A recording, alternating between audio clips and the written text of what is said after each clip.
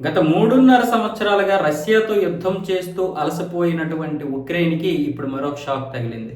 అది కూడా జెలెన్స్కీ వలన. లేదా జెలెన్స్కీకి ప్రజల వలన షాక్ తగిలిందని చెప్పొచ్చు.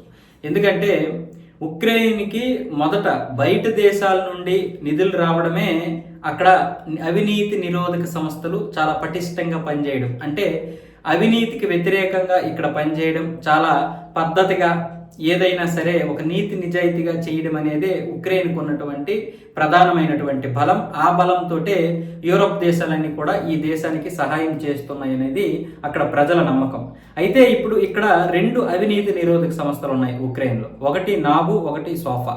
నాబు అంటే national anti corruption bureau of Ukraine. అలాగే మరొకటి specialised anti corruption prosecution office. అటు నాబు, ఇటు సోఫా. ఈ రెండింటిని ఇప్పుడు ఉక్రెయిన్ అధ్యక్షుడు జెలెన్స్కీ ప్రాసిక్యూటర్ జనరల్ అనే దానిలోకి తీసుకొచ్చాడు. ప్రాసిక్యూటర్ జనరల్ అధీనంలోకి తీసుకురావడం వల్ల ఇప్పుడు ఈ అవినీతి నిరోధక సంస్థల యొక్క బలం తగ్గిపోతుంది. దానివల్ల అవినీతి పరులు పెరిగిపోతారన్నది ఇప్పుడు ఉక్రెయిన్ ప్రజల ఆందోళన. అంతేకాదు అంతర్జాతీయంగా కూడా దీని మీద అయితే ఆందోళన అయితే చెలరేగుతుంది. ఇప్పుడు జెలెన్స్కీ దీని మీద అయితే బిల్ అయితే పాస్ చేయించాడు పార్లమెంట్లో. ఇది దేని కిందకు వస్తుంది? ప్రాసిక్యూటర్ జనరల్ కిందకి. దీనికి జెలెన్స్కీకి చెందినటువంటి స్నేహితుడినే అధ్యక్షుడిగా నియమించాడు. దీని బాధ్యతలు జెలెన్స్కీకి నమ్మిన బంటుగా ఉన్నటువంటి రుస్లాన్ అనే వ్యక్తికి అప్పచెప్పాడు. ఇది కూడా అక్కడ నిరసనలకి ప్రధాన కారణం. దీనివల్ల చాలా మంది ఆందోళన చెందుతున్నారు. ఉక్రెయిన్ ఇప్పటికే యుద్ధంలో మునిగిపోయి తీవ్రంగా ఆర్థిక సంక్షోభంతో ఉన్నటువంటి పరిస్థితుల్లో బయట దేశాల నుంచి మనకు గనక ఫండింగ్ రాకపోతే ఇంకా ఆర్థిక నష్టాలతో కూరుకుపోతాం.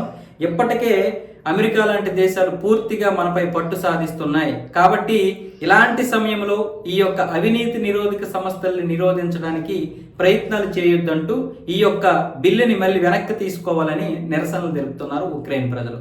అయితే దీనికి జెలెన్స్కీ ఏమంటున్నాడంటే ఈ 2 సంస్థల్లో కూడా రష్యాకు చెందినటువంటి వారు తలదోర్చడం, రష్యాకు చెందినటువంటి వారు కూడా ఇందులో ఉండడం వల్ల చాలా వరకు ఇది కూడా అవినీతి కిందకే వస్తుంది. చాలా మంది ఇక్కడ కూడా ఆర్థిక లావాదేవీలు చేస్తున్నారు. దీనివల్ల దేశానికి కూడా నష్టం వస్తుందంటూ జెలెన్స్కీ అయితే ఈ బిల్లుని సమర్థించుకున్నాడు.